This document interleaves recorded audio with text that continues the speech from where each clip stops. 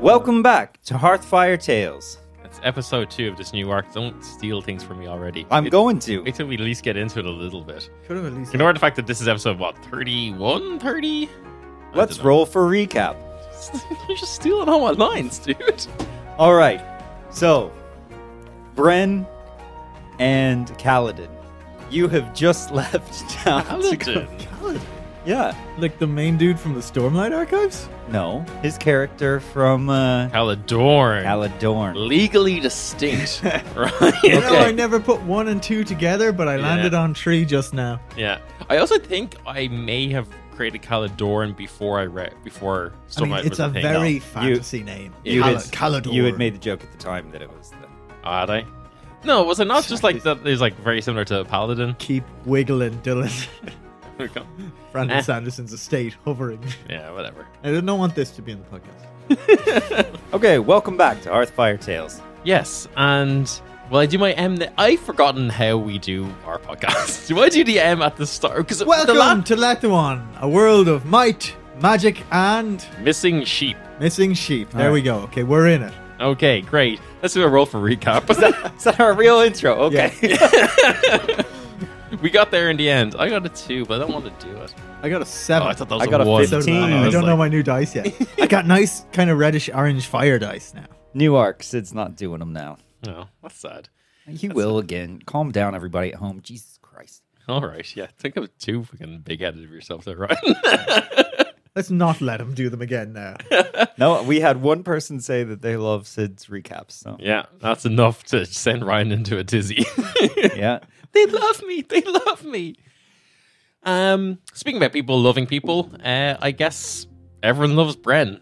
That's the recap. Everyone loves Bren. I like Ike, a Bren.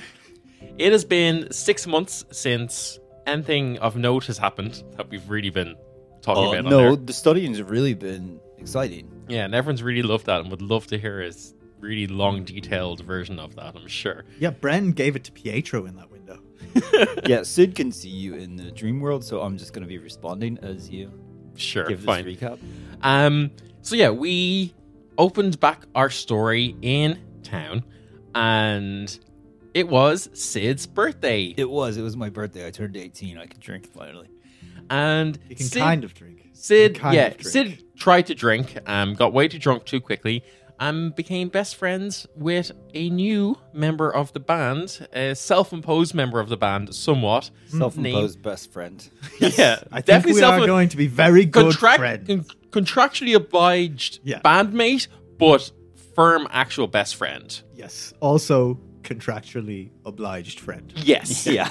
We kind of just, we try to look past that element of It's good the to have it friendship. in writing Yes. as well. Yeah. Whose main defining feature is that he's a liar. I prefer liar. Yes, so Bren had originally introduced himself as, well, still as Bren, but as a kind of courtier type, someone highfalutin and well-dressed and all fancy-like with bright golden hair, swaggering into tavern to, basically join a band. However, Sid's mom, Aisling, a dreamer of some renown in town, was able to see through this subterfuge and deception. Immediately. And it was revealed that Bren is actually a tiefling, something that is incredibly rare in Lethuan, because, of course, tieflings and other humanoids, extraplanar beings such as this are hunted and killed by the Hoots Force.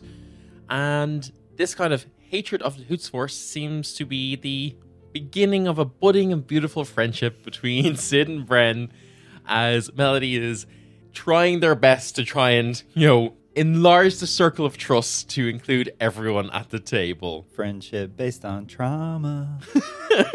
I always found the strongest bonds are those forged together by a hatred of a third party. Yeah, emphasis on forged in Bren's case. Yes, yes, absolutely. Good at forgery, me. So it is a couple of days before Sid's thesis presentation, defense presentation, thesis. Yeah, before Sid, let's go talk to elders about what he's learned. You said 2 days ago, 1 day ago, so now it must be 1 day. Yeah, it's tomorrow. We'll say it's tomorrow. Okay. But before you can go and present your thesis, Before you can. Before you can. Herman the Hermit has asked you to go and help find the missing sheep, Deirdre. Sure, we can. As Boggity Bill has lost his sheep and needs a hand. And as you've been hunting him with your little sheep radar, perhaps an extension of Sid's new psionic abilities? Dream abilities. Yeah, as an extension maybe of Sid's dream abilities, you have successfully pinged the sheep and have now come face to face with the monster that has taken it for its little nighttime snack. In front of you rears up this large, blue-skinned and scaled serpent with many legs, lightning crackling in its mouth, and we all need to roll initiative. Now, I've got a question for you. Yeah. Is this a naturally occurring monster? No. So this would look like an aberration type, similar to Finky. This would be more of a monstrosity. You see that this has typical elements from what you've been studying of normal beasts that have evolved beyond that and have maybe been influenced by extraplanar activity. In this case, maybe from the plane of air or something like that, and that's why it's got these kind of like lightning elements. We know to his it. mama, Yes, possibly. the wind lightning mama. Yes, Saphira. I don't. Yeah, you don't. I'm just a dude. I'm just Stormzy's I'm in just love a with it. caravan man. Okay, so we're gonna roll initiative. So you're going to roll initiative. I got a 7. It's a natural 20 for me and a 19 for Fink. So as fuck. I was gonna say can I use a luck point, but there are far better things to use a luck point on. I'm luck happy. I just want to use them for everything. That's a nat 20. I'm gonna roll a luck point. Triple, not 20 somehow. Okay, so at the top of the initiative then, we have Sid. Go get him, bud. Oh, I'm pretty slow going. Fink and I are gonna ready our actions. To Okay, what is your action and be what like, is the trigger? I'm not sure what to do here, so we're gonna. Can you show me how you would work your way through this, Bren? And the trigger is the end of the round Okay, so you're basically just going to drop down to act out. Okay, yeah, that's for fine. this round. It is whoever this monstrosity's turn next. Cool. It was Fink before. No, we have rolled a nat 20 on its initiative. You see that it rearing up, lightning crackling its mouth, it bursts out this lightning bolt in a straight line, shooting towards you. So right now I'm going to ask you guys to say, what way are you standing? Are you all kind of clumped together, or what is the I think I'm in a tree. approach? So it saw us right away, even though we were in stealth. We all rolled real good. Yeah, ourselves. Melody didn't fit. Melody felt there herself. Yeah, but remember, we cannot travel stealthily. You had said because of my natural explorer. Okay, that's a fair point.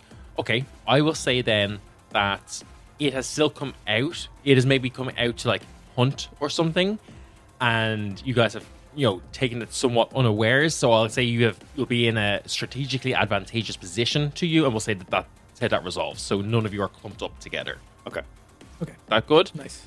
Everyone roll a d20 for me then to see who gets targeted with this lightning breath. What did I get, Ryan? I can't see it from my viewpoint. You got a 15.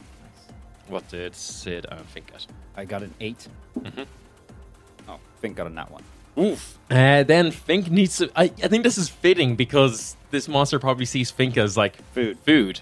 Fink needs to make a DC 16 dexterity saving throw. Okay. Good. Gravy. And what's Fink's max HP? 72. Okay. I rolled a 16, so that's a 22. Okay, lucky then. He takes 33 points of lightning damage then Woo! instead. Oh, that As- worm just zapped your rat, my friend. As you see this, like, just, again, lightning streaks out, kind of leaving this singed mark on the ground, similar to what you had seen at the end of the last episode when you were hunting for Deirdre. But that is all it can do. As it starts, like, rearing out, now kind of sees that it's, like, somewhat surrounded. You see it trying to, like, bring this lightning back into its mouth again, but it kind of, like, rears up its front two legs and claws ready to slash and to bite as well. But then we have Fink. Fink is going to be readied as well. Oh, sorry, yes, perfect. Then it's Bren. Sid, I think I've deduced what happened to the sheep. What are you thinking? I think the worm ate it, Sid. No, I think it just hoarded it here. Okay, well, now I'm hoard it in its face. I'm attack the thing. Yeah, go for it. So I'm up in this tree. I'm going to do like one of these fucking anime ass, like jump backwards, lache swing from the branch to get into it. I mean, do you want to give me an acrobatics check? If you want me to. I thought you'd be nice on account of it being my first day, but that's cool. No, because this could set the tone. Well, that's a 7 plus 9. Ha! I mean, yeah, okay, it's fair. I'll let you away with that. So I'd come in when I rolled my stats. Yeah, okay, I land down in front of the thing. I am going to, first off, like, punch it to see how tough it is. Yeah, okay. 23. 23 hits. Perfect. That is 4. Oh, it's +1 weapon. 5 points of damage. Yep. 1d6 plus 3 plus 1. Yeah. I'm going to, this time, realize that, this worm is a little tougher than normal worms. So I'm going to jump in the air and try and hit it side kick. 12 plus 7, 19 to hit. Hits. Same damage again. Right, and then I am going to flurry o' blows Nice. and strike it twice more. So that is a 7, I'm assuming doesn't hit, and a 20 to hit. 20 hits. 20 hits for the same amount of damage again. Okay. And then I'm going to action surge and hit it one more time. Okay. Yeah, that's a 24, thank you. Oh, okay, nicer damage this time. That is 7 points of damage. So you punch a lot. I punch and sometimes kick, yes. You see, mostly ineffective. Bren very dramatically and over the top swings from this tree and then kind of just like punches like the belly of this beast a lot. It's kind of pissed off, but doesn't really seem like it got that hurt. It's Melody's turn. They kind of run up beside you and they're like, Bren, I kind of thought you were maybe a little bit more effective than this. Well, it's big. Yeah, so I mean, just punch it harder. Okay, right, will do. And they are going to use a new ability for Melody. Ooh. They're going to use a precision strike. Oh, And they take out their rapier and kind of like in the same way that, in the same area that Brent has been kind of like punching and then maybe like dodged away. And then kind of like darts in from behind you and like stabs into the beast. well, that's hardly fair. You've got a blade. Yeah, well, I mean, I'm fighting to win here. And they do a little bit of damage as Yeah, they hit. see, not so fucking easy, is it? The thing is like, Well, I mean, it's big. it's big as a house. Sid, we could probably use a bit of help here if you don't mind. In case you haven't noticed, it's big. Yeah, it is. It gets Look, much bigger as you get closer. You see. Yeah, I thought it was just like, it's not one of those small far away things. It's big. It's just big. It's just big. Anyway, Sid, you can do it. You got this. And you feel the familiar warmth of inspiration that comes through the air from Melody's words to you. Nice. Yeah, with my bonus action, I'm gonna turn to Fink and go. Things are getting a bit rocky, aren't they? Frank. And Fink's gonna take on his rock form. Mm-hmm. And then with my action, I'm gonna go. Oh, you want to play too, buddy? Come on, and pull out his dream form of his land form. Drink, as it were. Oh, you're Dream casting thing. Summon Beast? Yeah. Nice. Yeah, describe it for what Bren sees. So what Bren sees is as he turns and looks at Fink, it's like this ethereal version of Fink kind of starts like thrashing his head out of it, and almost like a snake like shedding its skin. Ew. He sees this this ethereal one like kind of like step out of the now evolving into a rocky form Fink. It's like the Fink he saw before steps away, and now what's left is like this rocky shell, like harsh. That's even Fink. scarier than the big worm. Rock Fink is going to attack this thing. Rock Ooh, Fink. luckily he gets advantage. Yep. So that's going to hit. That's a 25 to hit. Hits, yep. Nice G6 you got there. Actually has more than a 1 on it. So that's 7 points of damage, and then I need him to make a strength saving throw. Nice. Well, at least I'm stronger than the rat. Was that Dreamfink? No, that's the rock fink. Oh, Rockfink. I'm going to refer to you as Rink. What's the DC? It's a 13 for rock fink. I rolled a 5 on the die, so I fail. Nice. So the dragon is pinned. Yeah, you pin this weird dragon thing. At which point, the other fink is going to attack now that the other thing is pinned. Yep, nice. Which you already got some advantage anyway. Yeah. That is a 22 to hit. 22 hits. This is the Dreamfink. This is Dreamfink. I'm going to refer to you as Drink. That's 4 points of damage. Oh, actually, I'll roll this again just in case I get a nat 20. I mean, yeah. Don't. Okay. Yeah, some bit of damage coming out of the two finks there. It is the end of the turn, which means it's top of the round again, which means it's Sid. It is Sid's turn. Yeah. Yeah. Would you not get to go twice in a row now because you held your action? Yeah. Yeah. That's His what's action happening. was to cast. Oh, of course. Sorry, I keep forgetting that takes your full action. Yeah. Yeah. Yeah, Okay, yeah. cool. So, yeah, now Sid's going to pull the old bow out Go for it. and take an old shot at this guy. Yeah. Sharpshooter or. No, just regular. You know, I thought he used a sword. Was I wrong in that, or? Oh, no. He uses a bow. Oh, Yeah. The sword's a whole. It's a whole other Whole story. other thing? Yeah, Okay, yeah. yeah. Also, watch out. You're about to get sniped. Oh, sorry. Whoop. That's a 20 to hit. 20 hits. That's 15 points of damage. Ooh, okay. Finally doing some. When he does that, then Rock Fink gets to attack again. Oh, nice. That's a nat 20. Yeah, Rockfink starts just like proper tackling it into this. It's also pinned, right? So Yeah. Oh, yeah, so he would get the advantage anyway. Yeah. Just like just jumping up on top of him. like, you know, in Crash Bandicoot when you beat the boss and they let you jump on it. Like, And that's another 7 points of damage. Nice. Okay, so yeah, you've kind of like Sid, you kind of step And- back. Okay, there's more. Yeah. And then I will use my bonus action to hide. Oh, yeah, okay. Oh yeah, because of course you're can- rogue tree now I now. can do You have that, cunning action. Yeah. that's cool. Yeah. Give me a stealth check. Yep. 18. 18. If that fails, then I will add more onto it. That fails. Then I will add a d6 Mhm. to it. 21. 21 passes. Just that's on his perception roll. Okay. Bren, you see like an arrow pierce into kind of like, you guys are like basically like working on this like weak spot on this beast, on this monstrosity, right? Yeah. I was going to say, does all my damage. You see this arrow flies through, pierces in. You see this like, now there's suddenly two giant rats. One of them is like in like rocky, scaly armor, almost like jumps up, grabs it by the neck, pulls it down, and starts like just Mario jumping on its head. While the other thing is just like tearing into it.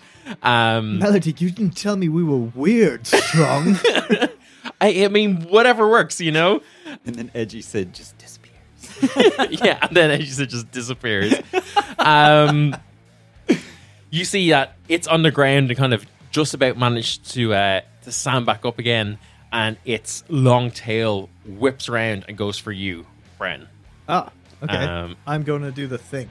The patient defense, I think. That is patient defense is on your turn. It's as a reaction. You can spend 1 key point to take the dodge action. Oh, yeah. No, you're right. Okay, Yeah. never mind. Bonus action on your turn. Well, that's dumb. Okay, yeah, I'm going to take this in the face. Too. That is a 26 to hit. Yes. You take 17 points of bludgeoning damage, 17. Very good. Very good. plus another 17 slashing damage, Very good. Thank you for that. and, Fink's turn. and you are grappled. Nice. Grappled. Yeah, cool. And cool, it will cool, take cool. its second attack and try to bite you. Yeah. Let me play the new character. That's cool. Yeah, that's a 24 to hit unless you got any random bullshit. Yeah, not until my turn. No, let me look through this again. I don't think I have any. Oh, well, you know what? When the first time it hits me, I'm gonna hellish rebuke it Yeah, nice. when it grapples me. Yeah, what do I need to do for that? I think it's What a cool tiefling thing. Yeah. It is a cool tiefling. Give me a second to tell. Except I want to hear how you hellish rebuke. Okay, so I need to make a dex saving throw. Dex saving throw. That's a fail. Nice. How did you get to roll? 3. Oh. Tieflings get it as a second level spell, which is cool. Cool. Yeah. Nice. 19 points of damage. So this thing wraps around him, and he's like, "Oh no, oh, the worm is wrapped around me. Hold on.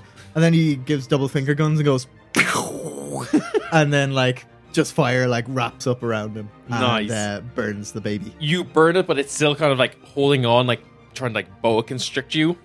And you see that its mouth just goes and tries to eat you. Oh, it's trying to eat me. You take another 19 points of piercing damage as you are bitten, and if you don't break out, you will be swallowed on the next turn. Well, now I'm in his weak point, haven't I? And it is Fink's turn.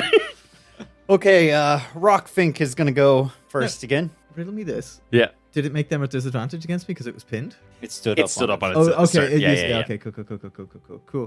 Because it's actually not pinned, it's knocked prone. Oh, Yeah. okay, cool. I thought it was a... No, yeah. So It's We not, always it's not kind a of hit. flavor it that way, pinned. but it's Yeah, like no, it's that's not fine. actually a grapple. No, I get it. It's okay.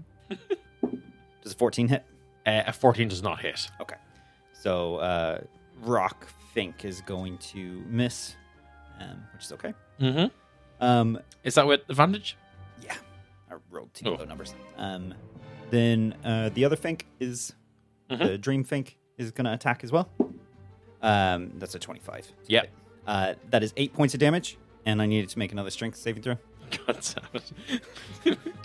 Okay, that's passes. That's an 18 on the dice. But 8 points of damage, not bad. Bren, you are currently grappled. In its mouth? Um, Don't worry, Melody. I have it right where I want it. Oh, actually, sorry, no. You are restrained. So doesn't it need to roll when it gets attacked No.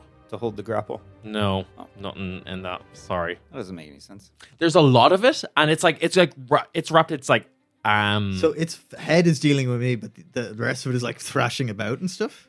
its tail has wrapped you up, and it is now trying to eat you. So you're kind of just like, oh, okay. And there's a lot of it. This thing is like 30 feet long. Like Okay. it's big. It's big. Yeah. So there's a lot for it to hit. But yeah, you are currently restrained, so kind of you can attack and stuff, but you will be at disadvantage. No, that's absolutely fair. Don't worry about it. I have it right where I want it. So it's gonna bite my mouth. It's gonna bout my head with its mouth. Yeah. Okay. As it's doing that, I'm gonna whip out the staff. God, Wedge it I into knew its I mouth. shouldn't have given you this. And I'm going to snap my finger to make it immovable. You what?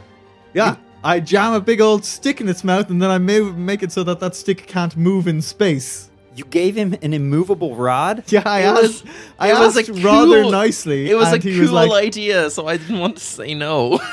Yeah, I'm gonna say that's your action, but that's okay. I have another one. You have two actions? Well, I can attack twice. So can I not, if I have two attacks, No. I can't take an action and then attack. Because your attack action has two Has attacks. two attacks. I will Is say that- that you can You use. can actions. Yeah, I will say that counts as your attack action. Okay. So you can use your flurry of blows or your bonus action, whatever, if Okay, you want, yeah, but okay. you can't take any more attack actions. All right, well, that's fair. As my attack action, then whoop, Yeah. wedge his mouth with my staff, and then I'm going to use that staff to Tell you try what, give me a sleight of hand check for this though, as you're restrained, you're actively being chomped.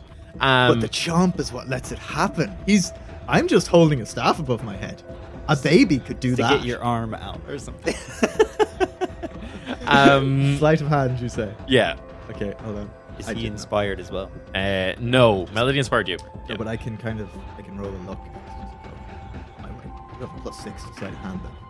16? Yeah, I think I would say probably going to be DC 12 would have done it. Yeah, So yeah. I'm a monk. I know how to move a staff around. Yeah. So It's more like it's not you getting the staff into place that's the issue. It's getting into place when you're actively being almost eaten. So what I do is, when I see it begin to wrap me, I kept my shoulders out, Yeah. and then I pull them in for a heartbeat, and in that heartbeat, where I have a little bit of wiggle room, Yeah. I jam the staff up and sideways, so it's in the big old dragon snake's mouth. Yeah. Now I want to use that immovable rod as like a chin-up bar to like pull myself up and like double kick it twice with my legs. I should never have let you play a monk. I don't know why you gave me that staff, but come on. Have you not learned over the past decade to not give Jim monks? That's fun though. So Yeah. Who cares? I was just so surprised when he didn't play a monk for his first I know. character in the podcast. I should have known it was too good to be For true. everyone at home, Jim literally always plays monks. Like Jim. Oh, always. Jim. it's okay. I'm gonna burn 2 You luck can't points. roll for shit though with this new Yeah, character. I seemingly. bought the dice I didn't want. I rolled like a 3 and a 6 or something, so I'm gonna burn 2 luck points and roll them again. Oh my god. Oh, yeah. Okay. Can I do that? Is that? Yeah. I'm still in the what the fuck can I do phase I of new mean- characters. Yeah, I think that's fine. Yeah. Yeah. I the would have resources recovered there. them on the rest last night. Oh yeah, right? no, you have yeah, them all today for sure. Yeah. All right, that's much healthier. That's a 21, Yep. and yeah, 24. 24. Thank Yeah. you. Okay. But both hit. Yeah. Nice. 4, 5, 6, 7, 8 points of damage, and 5. Yes. But So sorry, that's 8 and 5, so 13 points of damage. 8 and 5. But here, listen, boy. All right, watch it. What's Can this- happening? Can I?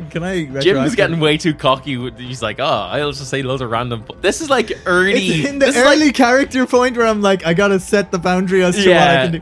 This Right? is like early com bullshit where Jim would just be like, "And I do this, and it works." It's the best bit of the And I character. almost said yes, no, with nothing for the immovable rod in the mouth, but I'm slowly learning. I didn't declare at the start, but can I make that a sneak attack? Because he's like got boys You don't all need. around him. You don't need to You don't ever have to- declare a sneak attack. You just always. Just roll sneak damage. Yeah, it's only once per turn. Once per turn. Yeah. It's a d6, right? Yeah. Yeah. That's another 5 points of damage. Nice. Yeah. Yeah. Does the +1 from the rod affect the sneak attack damage? No. No, it's just natural. Okay, cool. Yeah, that's because sneak attack should be piled into your Yeah. attack. Yeah. Okay. Cool. So. So like- it's part of the greater attack as a whole. Exactly. So it doesn't get its own modifier. Yeah. Yeah. Nice. I'm not used to sneaky things. You see. Okay, that was a lot of bullshit there. Yeah, welcome to the new podcast. Melody's turn. It's Melody's turn. How's it looking? It's looking pretty rough, actually. I thought this was gonna. I see. This always happens when you guys level up. I never get a good grasp on what your power level is, and so Yeah. for everyone at home, actually, because I don't think we actually said this. Oh no, we're all level 8 now. We're all the party are level 8, so there's been some significant power ups in here. The book is where I get my true power. Like the Bible. Sid was studying for the past 6 months. He got 2 fucking levels in Rogue. So far, kicks are doing much better for me than punches, so I guess that's where I get my power. Yeah. I'm gonna say that Melody has been. They've not only been kind of like studying the blade, Good. but they have been, they've also been training, and of course, training for a bard mainly just means playing Telling more jokes. telling jokes and playing music, and that somehow makes you capable of, casting more powerful spells, I guess. That's how it works in real life. Yeah, I think so. So Melody will look at this large creature, see that things are a little bit more dire than maybe initially anticipated, and will take a leaf from Maynard's book. And Set fire to an inn, kill a beloved character. not quite, but will cast Fireball. No, there's too many things close by. Not if she aims it down its throat, Melody. It's so big. Oh, okay, so you can hit it. Wait, I'm down its throat. As long as they can hit it without. Yeah, it'll scorch the edges. Yeah. I think they see you using fire against it, and they're like, yeah, you know what? Let's fire this thing. Yeah. I will cast Fireball. So it needs to make a Dexterity saving throw, which it fails. That's gonna be easier for me to roll a. Actually, you know what? Everyone give me their d6s. It's not doing well on saves. No, I'm not rolling good. Oh, I am rolling good for damage though. My dice. Oh no, that's 2 6s and 2 1s on the first 4d6. Both of the shit dice were from Jim. Yeah, I saw that. Which, like. Hey, I only gave you 1 dice, you dick. Oh, sorry. Well, Jim here dice is shit. Yeah, I know. 2 6s, 2 1s, another 2 6s, and 1 and a 3. Someone do the maths for me real quick there. Don't look at me. 30 points of damage? Not bad, Melody. Not bad. Here's all your dice back, guys. Thank you. Ryan just blew on Jim's dice and now rolled A 2. 1 higher. So yeah, you see Melody let loose a fireball. It is still going, but it is not great. Melody, that's impressive. Oh, thanks. I learned a few tricks. That's terrifying. Yeah, well, I mean, I see you also gain strength from trauma. Well, look, next time I'm... See, now you cast a fireball. Yeah, well, I kind of...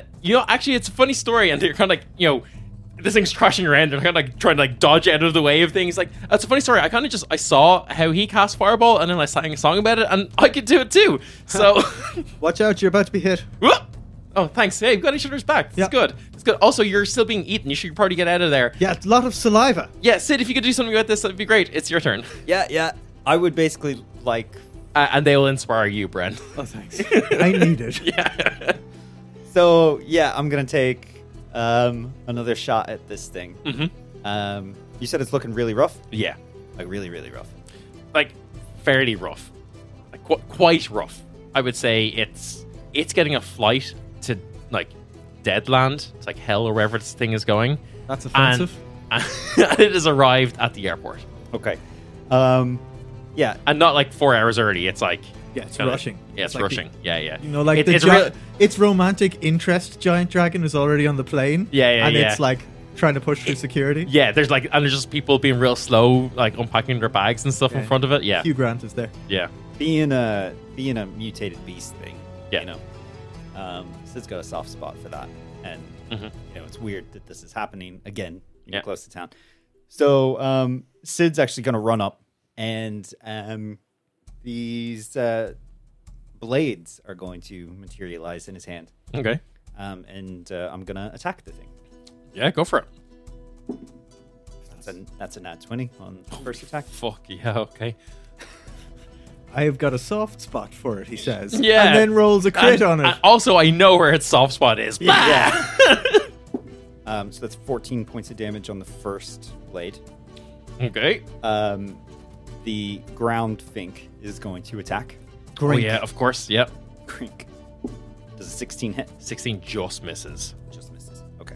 That's fine. And then going to attack with the second blade. Yep. Do it. Did you add your sneak attack damage to the first crit? I did. Oh, I didn't double that. You didn't double it? I didn't double that. Oh my god, okay. It's like, it's boarding the plane. There's one person ahead of it. Well, Jim just saw it, but will you please just look over your thing at what I just rolled? For fuck's sake. What in the world? These are the new dice for everybody. Oh, Yeah. This is not the blue dice. Yeah, he's got new dice. Yep. New arc, new dice, and I'm calling hacks. Some new dice are better than others. Okay, Sid, it had 2 HP left after your initial crit, so... Perfect. So then, obviously, whatever I'm going to do is going to kill it. Yeah. Because it's a Yeah. 1d4 plus 5. Yeah. Doubled. So Sid is actually going to climb up onto this thing. Okay. Onto where its head is. Yeah. And use the psychic blade, the dream blade, to basically just calm this thing. That's an interesting way of calming something. Oh, but it's a brain blade. It doesn't actually do any physical damage. It's psychic damage. What are you hoping to get out of this? Just to completely pacify this thing and bring it to Herman. Herman may put it down, if it's seen as too much of a risk. But as her actual ranger duties, it is not, this, if I can pacify something in nature and relocate, is better than just culling. Yeah. No, I get it. I have zero fucking idea of what kind of save or roll to ask for in this, but you just got 2 nat 20s in a row. I also, whatever just pacifies it. It's how I'm non-lethally killing it. Yeah, no, that's fair. That's fair. I will say that you don't pacify. Well, you pacify it, but not in a like, oh, it's super docile and now it's going to follow you around like a pet. No. But it like you kind of like basically like knocking it out. Yes, you kind of like mind spike it to kind of just like shut down its functions to kind of like comatose it. What I'm going for. Yeah. I'm not trying to turn it into a pet. Yeah, Like- good, because Jesus Christ, there's only so much bullshit I can deal with in this game. No, I'm not trying to. I also Getting a CR11 beast as a companion. if you need me to in this regard as well, I also have expertise in animal handling, so I'm more than happy to roll on that as well. No, I'm going to say that in the past 6 months of you studying and preparing and going through all of the notes of how monsters evolve, mutate, kind of the different characteristics between monstrosities and aberrations stuff, you kind of are able to kind of piece together what this is, and it's almost like it's a wormling that's been mutated by more energy. So it's like it's gone from, and you would know that like blue wormlings and blue dragons would typically be evil and would rule like with dominion over things. So what's that even doing here in the first place? Well, that's another question. But, you would recognize what it is and therefore kind of with your understanding of anatomy of what these beasts and kind of what your best educated guess is are able to be like, okay, Brainblade here, quelled. It's going to be unconscious for whatever, a few hours in order for Herman to be able to come to it and, make a call then. Yeah. So yeah, you rush up, psionic dream blades in hand, jump on, stab it into the brain. It kind of just like goes limp, falls over. Yeah, no, it doesn't. It falls around its head, which is suspended in space because it's got an immovable rod in its mouth. Yeah, sorry, it does that. And you've successfully defeated this Behir. Nice. Behir. Behir. Is that what it's called? That is what it's called. Weird. That's just straight from the book, guys. Well, look, that's neither here or there. Oh God. That's just ordering another round with hiccups. Behir. Can I find the sheep in its throat? You find. I'm just gonna say because Ryan made such a big deal about it in the last episode. You find the sheep just casually chilling in like the hole next to it. Nice. Yeah. It was being saved for later. Very good. There are other dead sheep around it though, Oh, it's very but they were less Important important. than Deirdre. Yeah, because Deirdre's prize-winning sheep, of course. Yeah. I just made up and threw it, Dylan. Yeah, it's fine. I mean, of all the things that you guys have thrown at me, that's Your prize-winning sheep is mild, like mild at best. Yeah, what do you guys do next? Yeah, I mean, I'll basically, one, take the sheep back, but also gonna ask for Melody just to run and, or somebody, it doesn't matter who, somebody will run and grab and tell, whoever's studying with Herman at the time, like Tyler, I guess, that, hey, there's a thing, I can carry it back. Fuck, you could carry it back. I could carry it back. I mean, that's well established that like worm-like things can be lifted by men from the north or people with the belt of A man from the north. Yeah, You're just going to carry this thing back to Herman.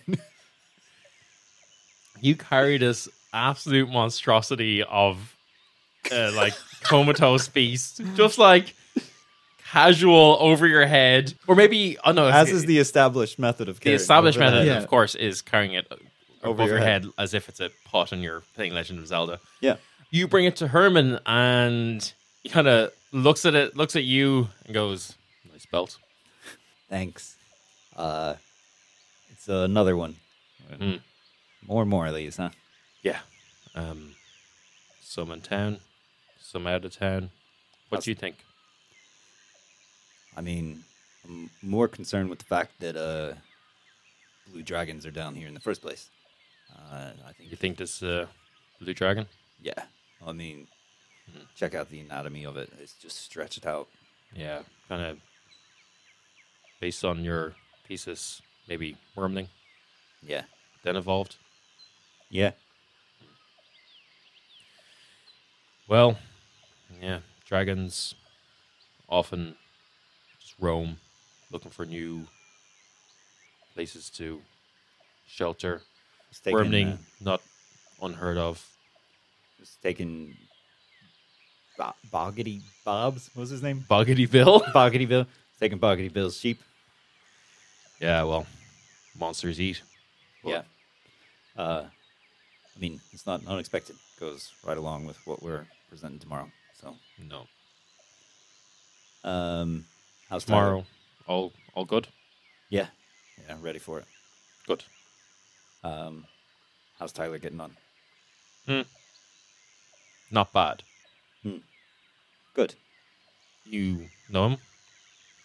Met him when the band started. He was in another band. Seems to have changed careers. Good. Town can help people. Yeah, that it does. Anyway, and he just nods. Yeah, and I just... That was riveting. Yeah, is Bren there to witness that? No, Bren was off chatting to Melody. Oh. You make your way back over to us, and Bren is just kind of sitting there. He's like, yeah. Anyway, I'd assume it's just mutated due to exposure from extraplanar, energy. Probably flew in when it was a little baby and then just kind of grew the fuck up as a mutant on account of all the magic exposure. I mean, I kind of been talking to Sid a little bit about this. We kind of, on the trail, it's kind of one of his theories. That's kind of... Why do you know about this? Hello, Sid, baby, horns. Happened to me. Oh, it happened to you? Yeah. Did Michaela not tell you this? I mean, she just said she vouched for you. I mean, she said you hated the Hoots Force. It's... Oh, no, don't get me wrong. I fucking loathe them. Yeah, dirtbags. To be fair, though, yours would be from a different plane. Oh, don't ask me. That. Don't ask me. I wasn't there. I was just a little baba at the time. Do you want to know? Sid starts to reach for the book. There are two great wants in me. One, I want to know where I come from, but two, I don't want to listen to you read that. Well, because I have free tickets I can give to the observation deck of where I will be giving my thesis later. Oh, yeah, okay. Well, that sounds like sounds like enough. I'm going to hard veto that and say, no, you don't. Oh, I don't? No. Oh, okay. This is not going to be a public thing. No, actually, not even from an observation deck. Actually, maybe soundproof. Maybe you think no, that... Hold on. Town is definitely not going to limit information. Yeah. I'm raising my eyebrows suspiciously at the two of them here. You would know what I will say. Sid has probably viewed, symposiums, thesis arguments before.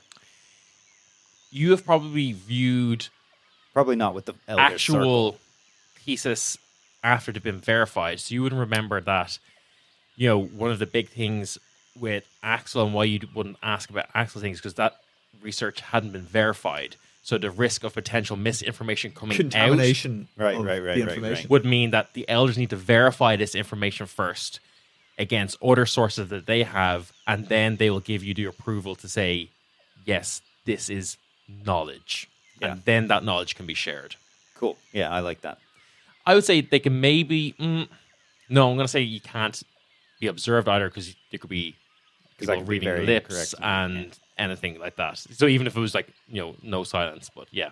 While I'm presenting, I can give you the book to read because I can't bring it into me with me while I argue. That sounds wonderful. Absolutely. That's what while you're presenting, I'll do some reading. Yeah. So you guys, it's tomorrow is the big day. Tomorrow is the presentation. Is there anything you're doing? Studying. Final. Prep? I'm saying later, fucks. I'm going home and reading. I think that's normal. I go, later, fucks. Melly's like, yeah, later, fucks. This is good. I like this. Is there anything that Bren does in town or kind of just taverning it up? Yeah, a bit of wanderlust. He's going to walk around, go check in on Sun. Okay, yeah. Yeah, make sure everything's all right You there. come upon two girls giggling at a cake shop. Yeah, it's just absolutely girly time. They've just had their nails done. Oh, fantastic. Yeah, I don't think anything. Yeah, I actually love that idea because Sunrise has never really had a pampery type day or anything like that. Yeah, I mean, there's probably been It's been 6 months but Vanny wasn't really prissy type. No, Vanny probably just showed her how to basic sewing and how to crush melons with her bare hands. Yeah, how to get sawdust out of a tree. How to get sawdust out of a tree and add it to your stews and soups to make it better. But yeah, there's probably been a lot of work in the rebuilding of the now Greystone Inn. And Sunrise is 8 years old? Yeah. So I can't remember offhand, but yeah. So yeah, I think your mom has brought her out for a little girly day, and they're kind of going. I think that's the cutest idea. They've done a little afternoon tea, and yeah, they're just having a grand old time. Yeah. So yeah, that's anything else happening? Or so Sid, you're studying. Bren, you're just walking around, checking in with Sun. Sun seems like they're doing fine. Yeah, for sure. Just make sure they're safe or whatever. I'm going to run into my room real quick, look in the mirror, see the caravan person and be like, that's no good. And then I'm going to ring off, ring on, ring off, ring on, ring off, ring on until I get something that I deem as part of good for a night out. Okay. Until I come back around to some kind of well-to-do noble or something and then join Melody again and be like, psst, Melody, it's me, Bren. Yeah, I can tell. For someone who like really does the whole disguise thing, your mannerisms and voice are just the same every time. Yeah, well, none of the people here know me yet, so why would I bother? I mean, I guess. Now, let's go have it large, yeah? Yeah, let's do it. Knowing them, Sid is probably not studying at home tonight, probably sleeping in the library. Okay. Yep. It's a good shout. It's quiet there. Yeah. Deathly quiet. Deathly quiet. The next morning rolls around, Sid, you've kind of, and there's probably like little like sleeping nooks and sleeping pods in the library for, precisely this kind of reason. People just cramming for finals and stuff, And into the library walks Herman. The doors are big enough. Yeah. A rare kind of sight to see him inside. And you can see he, like, as much as someone as, like, powerful as him could look uncomfortable, he looks uncomfortable, Okay. Just a little bit awkward inside, kind of. A lot of people. Enclosed space. There's a roof. Is his companion with him? Fink isn't with me. No, it's just him. His companion is flying around. Yeah, he kind of comes over, nods, signs at you. Are you ready? Yeah, I'm ready. And you go deeper down into this library. This air of silence around you. No one. Just some soft, muffled footsteps as you're walking through. Herman's not making a noise at all. Barely even seems like he's breathing. And as you kind of go down, further deeper in, you're passing like, many students who are studying here, and you're passing like a lot more than you'd expect to see. And you realize that like some of them don't even have like books in front of them. Like some of them aren't even giving like the pretense to study. And you get the feeling that they're actually all just here to get a look at you on this day. Because what you're about to do here is very unheard of. The young one going in to meet the elders. Yeah. Don't like it. Like, no one is brought before elders at your level. And a lot of these guys are your peers who are probably, you're maybe only a year above them or something. Or they're people who have just come back from their field research and are still waiting to get hearings, even just from their professor, And so you walk further along, deeper and deeper underground until you approach these like inner sanctum chambers. And you feel the weight of centuries of knowledge like bearing down around you, and you walk heavy steps on this hallowed ground. Nice. And you it's come a Comeback Kid reference. Kind of. It's a kind of. And you come to this unassuming wooden door, just set into stone, and Herman kind of stands there beside it, nods at you, and then beckons you to enter. Okay. I walk through. Inside, you're in this like small domed room, very different than the observation and like big lecture halls that you would be familiar with when even elders would occasionally deign to give like a big talk about some new breakthrough in research or some new particular finding. This is quite a small room, and there's a small desk sits in the center with a single chair, and a large but plain wooden table on the other end of this room.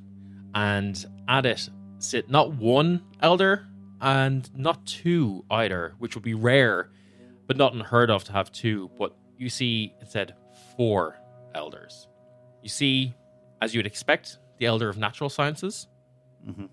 Somewhat, maybe expected is the elder of arcane research. But then you also see the elder of political sciences. Okay. And also the elder of religion and folklore. That one's a Fichter. Okay. And you see that the elder of natural science, this wood elf druid, stands up, kind of beckons you to sit down. Elder Sid, son of our dreamer Ashling, we have received your request to speak. Been entered on behalf of Professor of Natural Science Herman, known as Herman the Hermit. It is our understanding that as part of your fieldwork thesis, Herman has set you the task of cataloging reported monster sightings with intention to categorize and study in an effort to collect them all. Yet, circumstances have somewhat changed and expedited the course of your field research assignment. We have, of course, been briefed on the contents of your findings, and it is noted that you have been responsible for the safeguarding of knowledge that would have otherwise been lost, delivered from the druid Stormzy. It is this service and you see that he looks around at the other elders in the room, the implications of your findings that have granted you this early audience.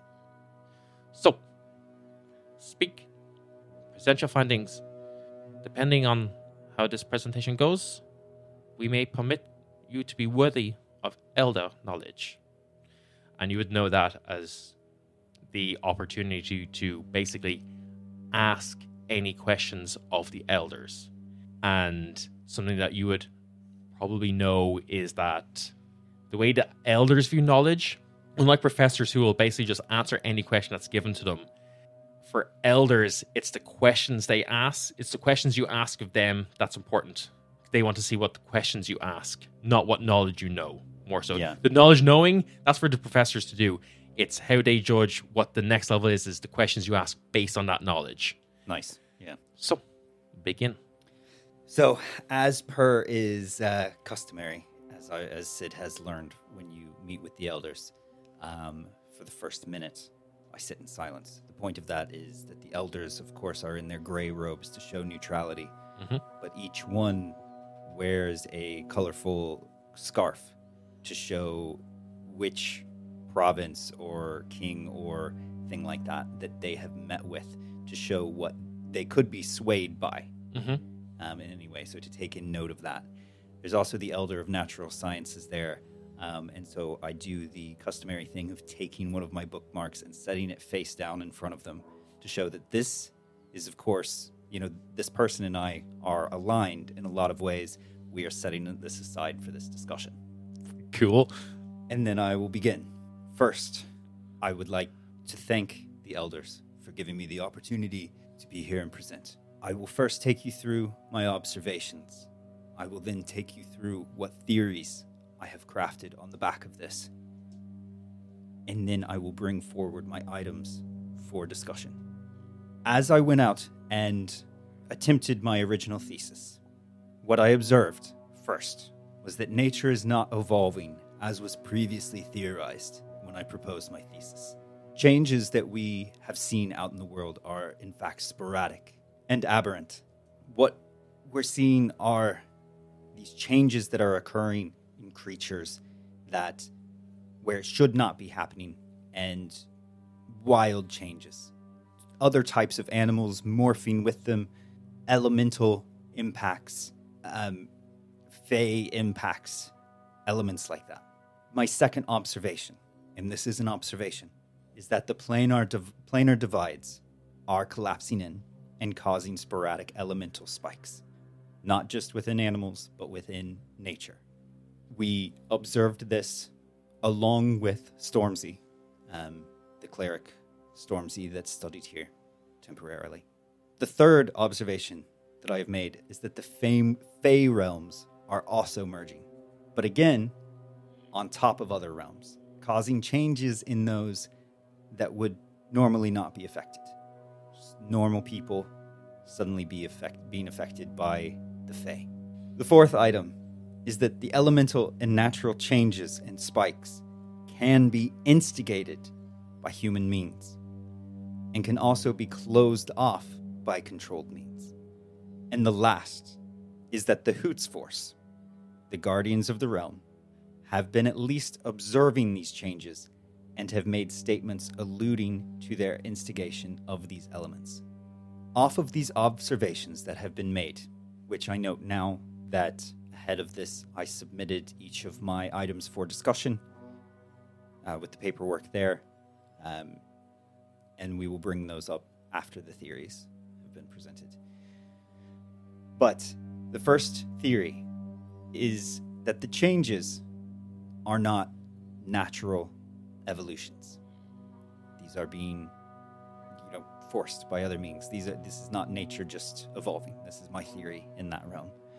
The second is that the realms are actually collapsing into each other, which is what is causing these unnatural changes. What we observed with Stormzy was an actual collapsing in, and it's why we're seeing, my theory is that this is why we are seeing the Fey realm appear on top of regular children, why we are seeing elemental changes in normal creatures out in nature, why we see the size of things grow, why we see swords be able to cause things to grow to massive sizes. I was like, what? Oh, yeah. The third theory is that these issues are caused by purposeful interaction. Fourth being that these changes started at least 2 decades ago and have grown with intensity and frequency, with one of the first of these being something that I recently learned of, which was the fall of the Holy Thunder Force. And the fifth and final theory is that the government is actively covering up these changes. My first item for the first theory is to bring in my companion.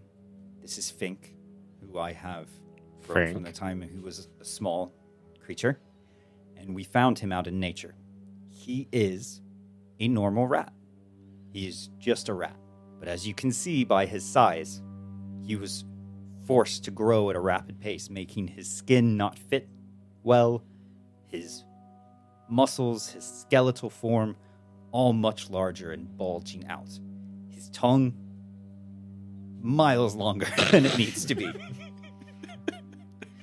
That is not the only point of Fink. Moving into the second piece about the natural changes, or the elemental changes.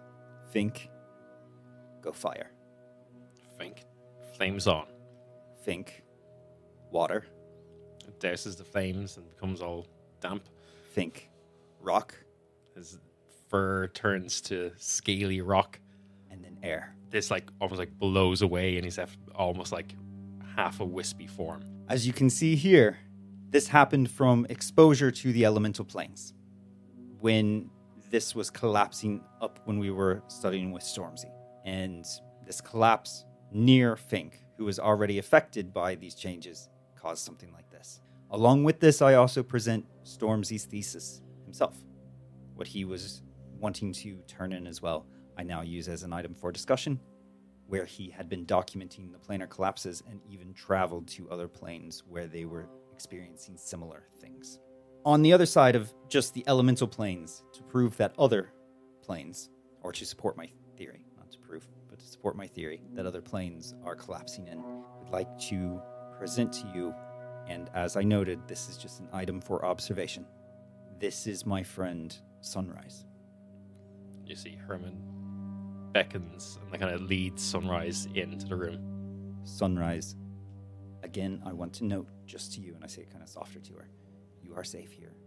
Herman, no one's going, you're just for observation. The elders will respect this.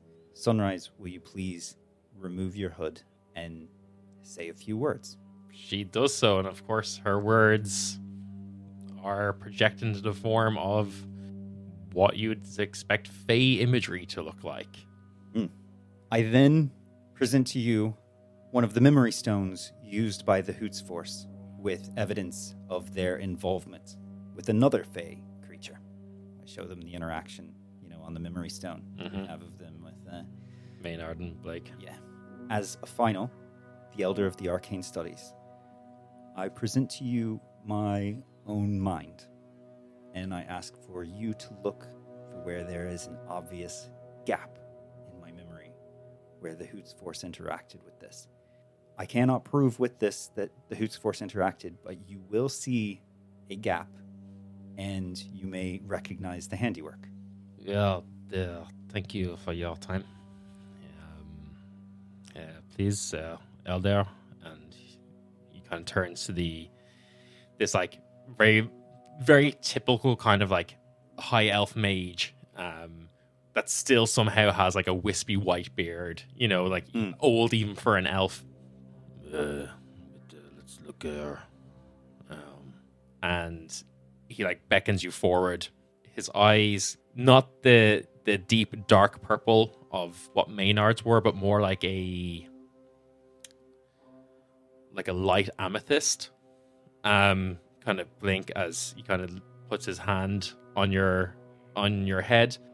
So looks we recognize this, and he looks over at the Elder of Political Science, particularly at this. Who's this like dwarven woman, and kind of looks back at the Elder of Natural Science.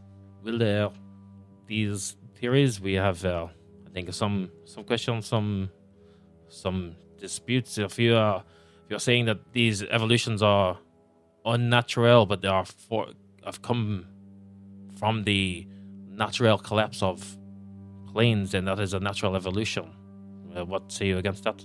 As we observed in the Purple Stone from the words of the Hoots Force and how they were documenting these changes and that they knew they were going to happen before they happened, we take this as evidence that these are being caused, not just naturally occurring, that these are being instigated. How do you propose that is happening? And then he looks at the religion and folklore expert, this human. He's like, yeah, I'm not sure if these are Fey interactions. You're kind of, it's either natural or not. You seem to be purporting that it's two things at once. Your theories not seem to be holding up here. No, my original theory was that it was a natural change that we were observing. And that is why my thesis has now changed to being that it is being instigated. You see at this, they all start kind of like having this like sidebar discussion, and they kind of have like hushed tones, but like from what you can get from them, they spend a long time just talking about like the nitty-gritty of the exact words you've used, not so much like the content of the words that you've used. And, you know, they're getting way too... All my theories were that it was not natural evolution and that they're collapsing into each other by unnatural... They're looking at the pedantics of how you said it rather than what you're saying. Exactly, Jim. Well, that's what I'm saying, my pedantics. No, I know. But you see that they're being incredibly pedantic, and they seem to be takes them a while, and they go on this like almost sidebar conversation of like, well, how do you define natural? And well, what does the natural mean if it's being caused? But yes, it's being caused by natural means, so therefore it's still natural. And then someone else come back and like, you know, this like really like highbrow intellectual conversation that's not actually doing anything with it. And they probably speak for like 40 minutes kind of just on this until they finally kind of like turn back, and the Elder of Natural Science is like, maybe some work on the wording, but we accept the general premise of what you have presented. It seems to be internally aligned with other reports we have gotten. So we ask of you what you would ask of us and what you think is needed to do with this knowledge and what should be asked of it. Yeah. What do you think I should ask, Jim? My initial thing is get them to go to war. I can't. No, I mean, town's not going to go to war. I think see if there's a way for them to publish and make publicly available this information. Because the fact that the Hoots Force is able to masquerade as protectors whilst doing this is one of their greatest strengths. So if you can negate that by being like, oh, here is... Let's negate the fact that they are hiding knowledge. That's also not a question. That is a request of them to do something. This is more they're asking... They are basically offering up knowledge to supplement your theory or maybe solidify a theory here. That seems counteractive. If they had something that could solidify the theory, it's their duty as elders of town to not really, because they want that information, right? They're just trying to build scholars. Yeah. Oh, well, in that case, ask if they have anything that can corroborate any of your findings. No. That's far too broad. Yeah. Have there been instances of mutation before? I think I know one of my questions. Elders, I know that it is one of the tenets of town to uphold knowledge and to protect knowledge, and that knowledge is sacred. is it known to the elders that the government will at times purposely hide knowledge of this type from the masses? Now you're asking the right questions, Ryan. And, the three other pairs of eyes all look to the elder of political science and kind of have obviously anticipated this kind of line of questioning. Who's he wearing a cloak from, or she? She is wearing a cloak from the Thunderhammer Mountains, which is a region kind of slightly... It's the large... A large mountain range that runs along the east of Leth-1, kind of between the north and the east, the eastern provinces. Will be primarily a dwarven city and region. Well, this is known to the elders. We have heard reports of some government officials in the form of Hoots Force erasing knowledge, and your story and your evidence aligns with this. And it is give me... we gotta get some more dice rolling here. Yeah. Give me either... Sleight of hand. Either I slip in either a persuasion or an intelligence check. Give me some sort of... whatever check you think, I will say, is relevant for you making this particular point, and whatever way you want to justify it, I will allow. Acrobatics, verbal. I would like to make a perception check in the same way that they did to check the pedantics, to check the wording of what he is saying, because I know he's not going to speak a falsehood. Yep.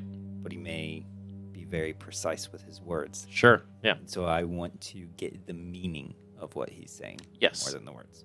Sure. It's only a 7. You're very nervous about this, but she continues and she says, there have been reports of knowledge being missing, of which the exact mechanics or mechanisms are as of yet unknown to the elders. Is this perhaps a further field of research you would be interested in? It is indeed. The protection of knowledge is, although teetering on the edge of an emotional motivation, is important to me.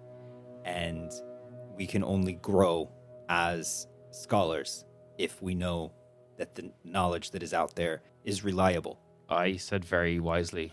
You may ask one more question. You could ask if anyone in town has ever performed experiments along the line of what the Hoots Force are doing. So if they have any knowledge of how you could grow a mutation like that, or how you could spur on something like that. Do the elders have knowledge of how a group or a person, or in any way unnaturally, planes could be caused to collapse in on each other? All eyes kind of turn to the arcane elder. The elders have some knowledge of this. Stormzy's evidence and thesis that has been put forward is in line with other reports that have come in from all across of Leth-1 in terms of how planes can be manifested. There are certain theories. These are working theories, but so this is not knowledge, but it is the knowledge available to us. You understand? I do. There are certain arcane rituals and symbols that are used in the casting of spells that can harness the energies, and the overwhelming prevailing theory of magical spellcasting is that we tap into the very essence of other planes and worlds to mold them and shape them to the form that we want. It is not unreasonable, and it is a working theory that this can have further applications, and that if one were to study this and perform experiments to understand, knowledge could be enhanced. However, this is a form of research of a another student at the moment, but any further information could be useful. Fucking Axel. I was trying to sign language Axel. I was like, woo! And a bar between them. But he's young. Yeah, in terms of the collapsing of the planes, planar theory is speculative and not something that we are willing to yet release in terms of how that may be fully manipulated. Understood. In the question of the seeking of knowledge, and they all kind of take a quick sidebar and kind of like nod at each other as if this was kind of like a pre-expected question and something that they were kind of ready for and had something planned if your line of questioning had gone this way. We invite you to say an oath with us, Sid. An oath? Careful, Child of Ashling. There is something we're going to have you meet, and you can ask questions of it. What? And it might help in the quest for this knowledge that you're looking for. Okay. I'm turning to look at Herman a bit. Herman's is dumbfounded. Doesn't know what's going on. Okay. Fink and Son have left at this Yeah. point. And you see the other natural sciences is like, well, man, if you could please leave. What? Yeah, Sid, if you could please take this door. And you see that the Elder of Arcane Science walks up to like a seemingly like blank wall, draws these like arcane sigils onto the wall, and like basically kind of like the door of like the Mines of Moria, these runes appear all over it. And it presses a hand against it and beckons you to walk into this tunnel. They have a fixture in there. Look at like an insight check or something. Yeah, you can give me an insight check. Oh man, that's so low. That's a 10. You've no fucking idea what's going on at all. Like zero. You have no clue. Okay. Yeah. Fuck. Well, yeah. I'm gonna go. Yeah. You walk into this tunnel, and we'll find out what's on No. the other end. The next bastard. No. ADAB. Yeah, all Dylan's are. Secrets in hand. Even you don't know about. You did all this world building, but I've been doing world building of my own. No, I don't like it. Good gravy. What could it be? What could it be? Indeed. Well, you just have to find out next time. I think it's a rhino man. It might be a rhino man. Who knows? Ruined your big surprise. It's just a rhino man. God, I'd fucking... My fucking myself. dad. Yeah. Well, we'll find out on the next time. Thank you. Bye.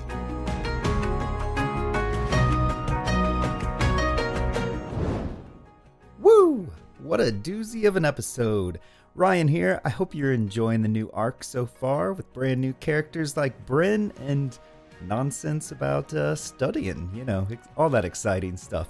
So, Dylan has sent me a message and told me, oh, you can't just say whatever you want at the end. We've got things we need to talk about. So, here you go. Bullet points. First off, we have a merch store. We've got all kinds of brand new t-shirts and things like that. Go and check that out. And along with that, we are also now partnered up with Unite the Realm, which have some incredible D&D based t-shirts and things like that. If you go to their website and use the promo code HearthfireFan, you can get a pretty tasty discount there. And be sure to follow us on social media. You can check out our link tree for all the links I've talked about already so far. It's in the episode description. And while you're there, if you could please leave us a rating or a review, we would really, really appreciate it. It helps the podcast out so much. And, it's not just enough to be friends on the internet. Come and say hi to us at Dublin Comic-Con. We'll be doing another live show there, like always. And we'll have a ton of other fun stuff planned at our booth as well. And now, before you go, definitely stick around to check out a new track from Jody Sinclair, a good friend of ours and an incredible musician. So we hope you enjoy it, and definitely go leave him a like and a follow as well. Thanks, everybody. Bye.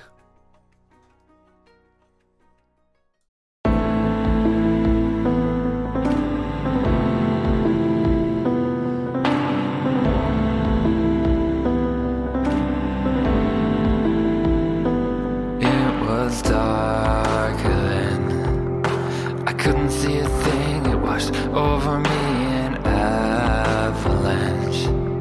I tried to catch my breath, but I couldn't speak then. I saw this from the other side, and I lost seasons to false reasons for the last time. And when the streets are on fire, and these words don't feel the same, the streets are on fire. You can find me in the rain. Hold your breath and let it hold you. The green, the gray, and all the deep blue. Leave me here, I'll be alright. 'Cause you found my hell. Didn't need to, I've been there 1,000 times. I found hope then. Said, how long have you buried this pain? It's overflowing. You are not going insane and you're not broken. Told me I carry my demons on my shoulders. Now I'm okay and I'm alright, just fine. These words don't feel the same. The streets are on fire. You can find me